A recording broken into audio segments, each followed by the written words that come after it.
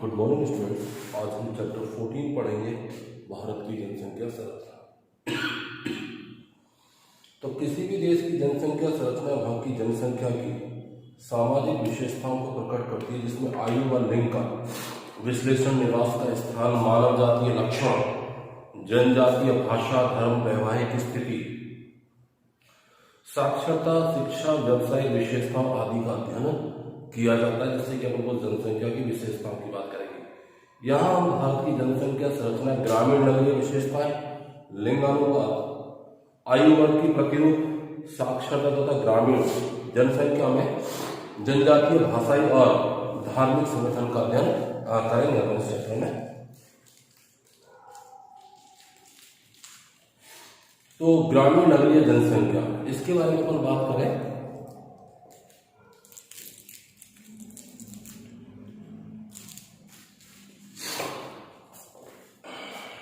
तो भारत मूलतः ग्राम प्रधान देश है। हमारे यहाँ आज भी 60% के लगभग जनसंख्या गांव में निवास करती है।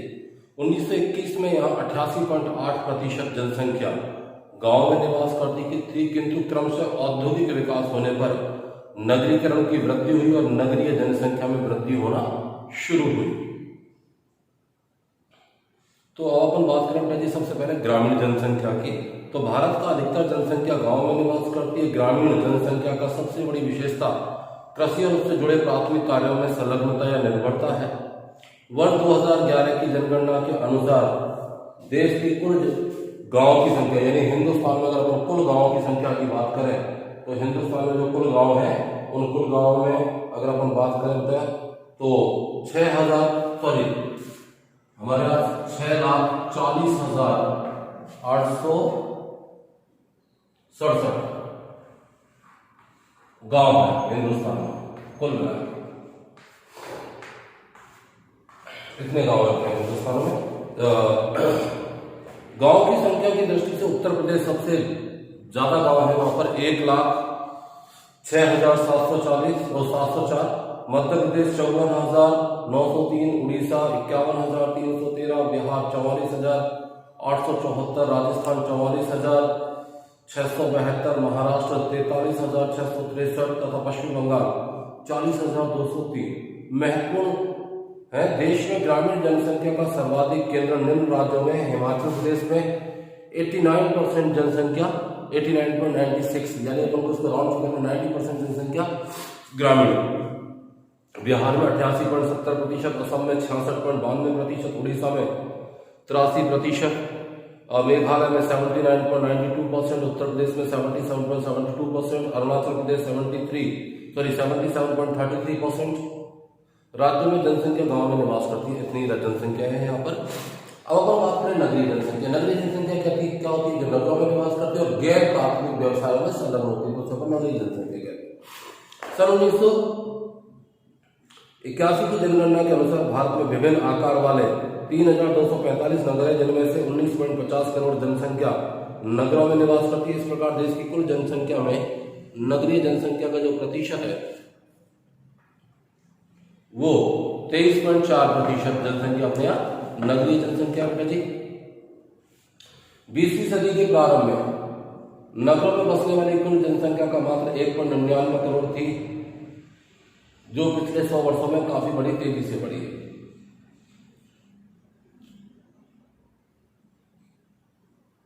तदुपरांत नगरीय वृद्धि के इतिहास में एक महत्वपूर्ण जनगणना की विभाजन दृष्टिगोचर होता है। 1951 से 1961 के दशक को छोड़कर 1931 के बाद नगरीय जनसंख्या में सतत यानी लगातार वृद्धि हुई।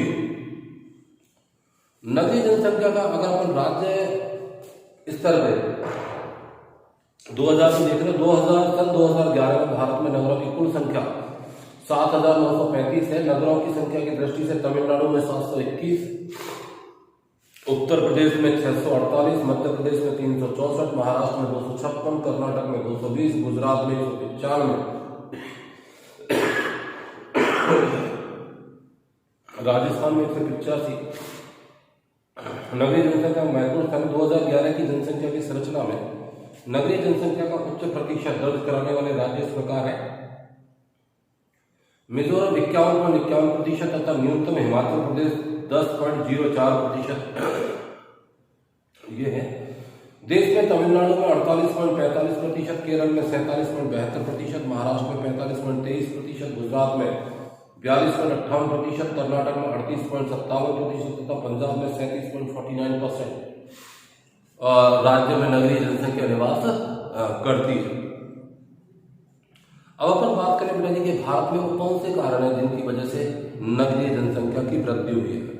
तो सबसे पहले अपन बात करें तो ग्रामीण क्षेत्रों में रोजगार के अवसरों का बहुत अभाव है। पहली बात तो क्या है, जनसंख्या बढ़ने की वजह से खेतों के आकार छोटे होते चले गए, जनसंख्या बहुत ज्यादा है, खेती कम है तो लोग बेरोजगार हैं। फिर खेती के अलावा गाँव में कोई दूसरा काम है नहीं, कुटीर उद्योग वगैरह सारे के सारे समाप्त हो चुके हैं। तो लोग बाग जो पढ़े लिखे हैं, शारीरिक दृष्टि से सुदृढ़ हैं, वो जाकर बेटा जी गाँव में नगरों में रोजगार की तलाश में आ जाते हैं। वो फैक्ट्री में ऐसे वर्कर है या दूसरे तरीके से है। नगरों में गांव की अपेक्षा सुविधाएं अधिक हैं, हॉस्पिटल सुविधा है, उच्च शिक्षा की सुविधा है, परिवहन की सुविधा है, संचार की सुविधा है, अन्य सुविधा है जिनकी वजह से गांव से बड़ी मात्रा में लोग आकर्षित होकर शहरों में आते हैं। शिक्षा का प्रसार, औद्योगिकरण, गांव में फैक्ट्री और उद्योग धंधे विकसित नहीं है जबकि नगरीय क्षेत्रों में ऐसा है। परिवहन तथा संचार के साधनों का विकास, कृषि का एलाहाकारी होना, धीरे धीरे करके कृषि उतनी ज्यादा फायदेमंद या प्रॉफिटेबल नहीं रही है। लघु और कुटीर उद्योगों की समाप्ति हो गई है ग्रामीण क्षेत्रों में। तो इन कारणों से ग्रामीण क्षेत्रों की जनसंख्या नगरों की ओर स्थानांतरित हुई है और नगरों के बढ़ते आकार के कारण नगरीय पर्यावरण, लिंगानुपात, नगरीय समस्याएं, सामुदायिक सुविधाओं पर विपरीत प्रभाव उनको यहाँ पे दिखाई देता है। फिर अपना जो ग्रामीण नगरीय जनसंख्या के बाद में जो अपना दूसरा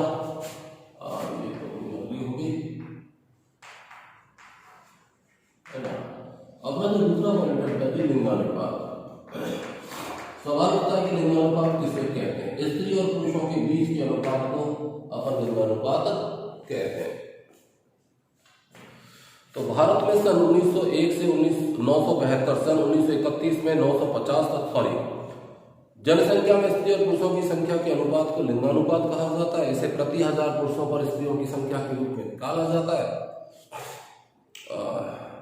अर्थव्यवस्था और समाज के विकास में स्त्री पुरुष का अनुपात एक महत्वपूर्ण कारक है। इसका जो सूत्र है, लिंगानुपात बराबर कुल जनसंख्या, कुल स्त्रियों की जनसंख्या बटे कुल पुरुषों की जनसंख्या। इसे 1000 पे काउंट किया जाता है, इसलिए गुणा करा देते हैं बेटा जी इसका 1000 से।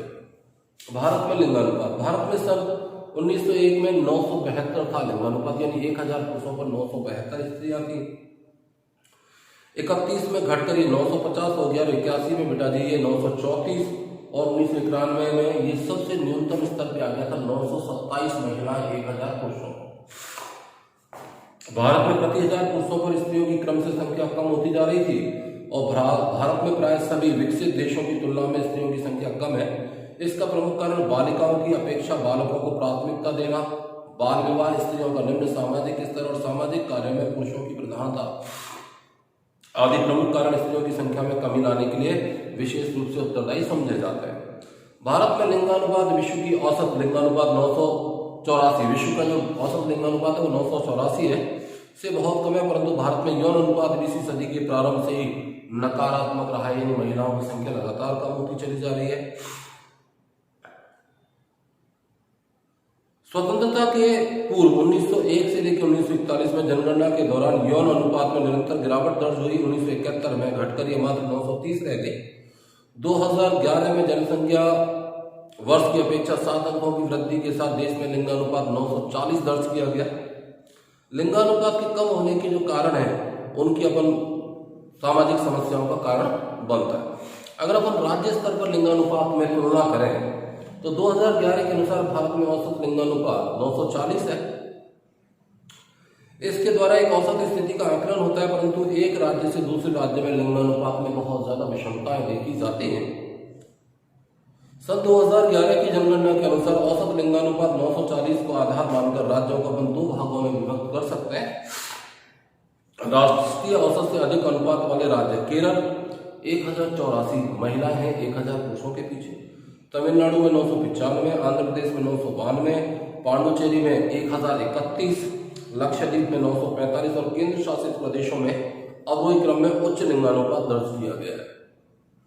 राष्ट्रीय औसत से कम लिंगानुपात वाले राज्यों की अगर बात करें तो 2011 में राज्यों में न्यूनतम यौन अनुपात हरियाणा, जम्मू कश्मीर, सिक्किम तथा केंद्र शासित प्रदेशों में दमनदीप में तो मात्र 618 ही है, दादर और नगर हवेली में 745 तथा चंडीगढ़ में 818 का लिंगानुपात पाया जाता है। इससे स्पष्ट होता है कि 2001 और 2011 की अवधि में 3 बड़े राज्य बिहार, जम्मू कश्मीर, गुजरात तथा 3 केंद्र शासित प्रदेश दमनदीप, दादर नगर हवेली तथा लक्षद्वीप में लिंगानुपात के अनुपात में कमी आई है। सर्वाधिक गिरावट दमनदीप में 92 दर्ज की गई है। 1 दशक में सर्वाधिक वृद्धि मिजोरम में, सबसे कम वृद्धि उत्तराखंड में हुई है। राष्ट्रीय राजधानी दिल्ली क्षेत्र में लिंगानुपात में भी वृद्धि हुई है। भारत में लिंगानुपात कम होने के अगर हम कारणों के बारे में बात करें तो बालिकाओं की अपेक्षा बालकों को प्राथमिकता देना, भारत में अनेक सामाजिक, आर्थिक, धार्मिक कारणों से लड़कों को वरीयता दी जाती है लड़कियों की तुलना में। पुत्र की इच्छा के कारण जन्म से पूर्व ही लिंग जांच करवाकर कन्या भ्रूण हत्या करवाना प्रमुख कारण है। बाल विवाह के कारण प्रसव काल में मृत्यु। भारत में बाल विवाह के कारण बहुत सी बालिकाओं को कम उम्र में मातृत्व के भार तथा दाम्पत्य जीवन में संतान उत्पत्ति के कारण स्वास्थ्य बिगड़ जाता है। असामयिक मृत्यु से स्त्रियों की संख्या में कमी आई है। स्त्रियों की आर्थिक परितंत्रता, वो किसी न किसी रूप में पुरुषों पर आर्थिक रूप से डिपेंड करती है। भारत में स्त्रियां आर्थिक दृष्टि से पुरुषों पर निर्भर करती हैं। उनकी गरीबी में आर्थिक संकटों से जूझना, चिंताग्रस्त रहना, पर्याप्त स्वास्थ्य एवं चिकित्सा के अभाव में कम अवस्था में ही मृत्यु हो जाना कारण स्त्रियों की संख्या घट रही है। बालिका शिक्षा का अभाव, देश में बालिका शिक्षा की कमी के कारण आर्थिक रूप से आत्मनिर्भर नहीं है। अपने स्वयं के साथ हुए मानसिक, शारीरिक व सामाजिक अन्याय का वो प्रतिरोध नहीं कर पाती। बढ़ता नगरीकरण, नगरीकरण की प्रवृत्ति में ग्रामीण व नगरीय दोनों क्षेत्रों में लिंगानुपात बिगड़ रहा है।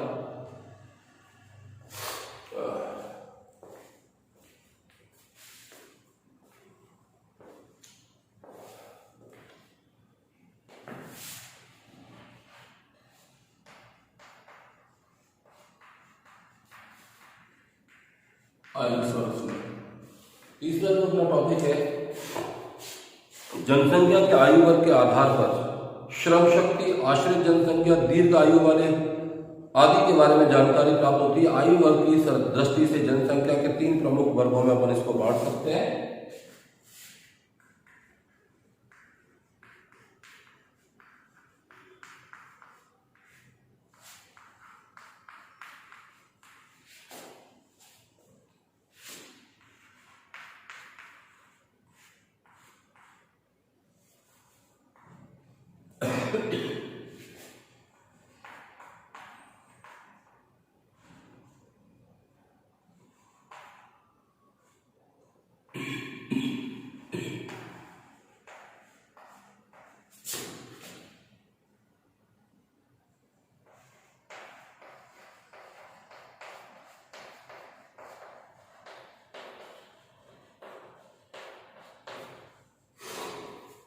आयु संरचना में किशोर वर्ग है वो 0 से 14 है, प्रौढ़ 15 से 55 है और वृद्ध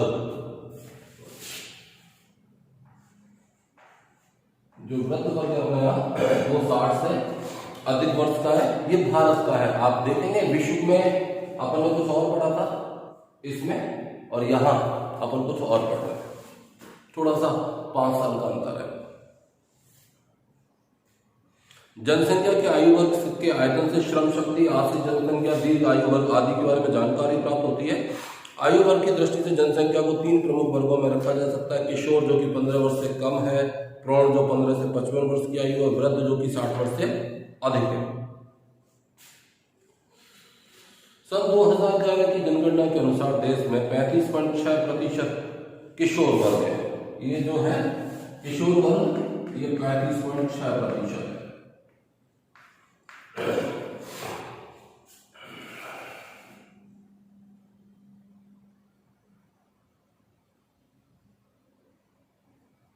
%58.1% प्रौढ़ वर्ग है। ये जो प्रौढ़ है ये 58.1% है तथा 6.3% वृद्धों का है।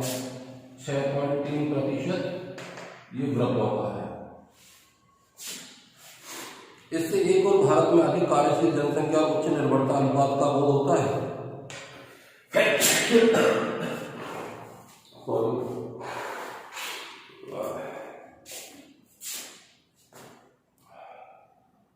वही दूसरी और किशोर वर्ग में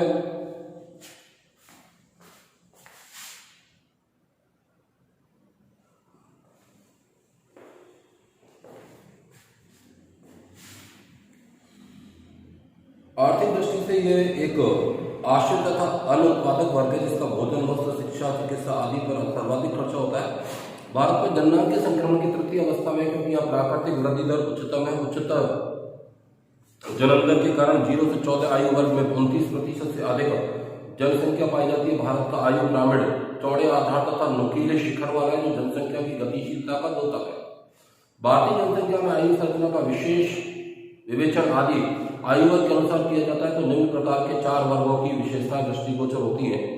बाल आयु वर्ग जो कि 0 से 14 आयु वर्ग का है, वर्ष 1991 की जनसंख्या के अनुसार 36.5%, 2001 में 35.4% और 2011 में 29.9% जनसंख्या किशोर आयु वर्ग की है। युवा आयु वर्ग 15 से 59 आयु वर्ग का है। इस आयु वर्ग में 2011 में 58.1% भाग तथा 2011 में ये 62.5% लोग पाए गए जो जनसंख्या के अधिकांश भाग को प्रकट करती है। ये कार्यशील जनसंख्या, क्योंकि यही उत्पादन में संलग्न रहती है। वृद्ध आयु वर्ग जो कि 60 वर्ष से अधिक आयु वर्ग का है, वर्ष 2001 में इस आयु वर्ग का प्रतिशत 6.3 था, जो कि 2011 में बढ़कर 8% हो गया है, जो पाश्चात्य देशों की तुलना में अभी भी बहुत कम है। भारत में लगभग 33% जनसंख्या युवा है। जनगणना 2011 में बाल 0 से 6 आयु वर्ग की विशेष गणना की गई। इसमें जनसंख्या 15,87,89,287 दर्ज की गई है। देश की कुल जनसंख्या का 13.12% है। देश में 2001 और 2011 के दौरान बाल जनसंख्या में 3.08% की नकारात्मक वृद्धि दर्ज की गई है। कुल जनसंख्या की दृष्टि से भारत में उत्तर प्रदेश 2,97,00,000 तथा बिहार 1,85,00,000 राज्य क्रम से प्रथम व द्वितीय स्थान पर है। किंतु कुल जनसंख्या में बाल जनसंख्या की प्रकाशित की दृष्टि से मेघालय 18.75, बिहार 17.90, जम्मू कश्मीर 16.01, झारखंड 15.89, राजस्थान 15.31, मिजोरम 15.17 तथा उत्तर प्रदेश 14.90 राज्यों का स्थान रहा है। तमिलनाडु 956, गोवा 9.57 तथा केरल 9.95 राज्यों में न्यूनतम बाल जनसंख्या दर्ज की गई है।